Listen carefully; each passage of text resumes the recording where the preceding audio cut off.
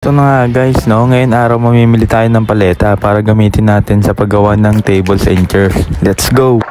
Tara guys, magsimula na tayo. Gawin natin yung project natin. O ayan, kumuha na ako ng isang paleta tapos susukatan ko na. Maya maya magpuputol na ako. Let's go!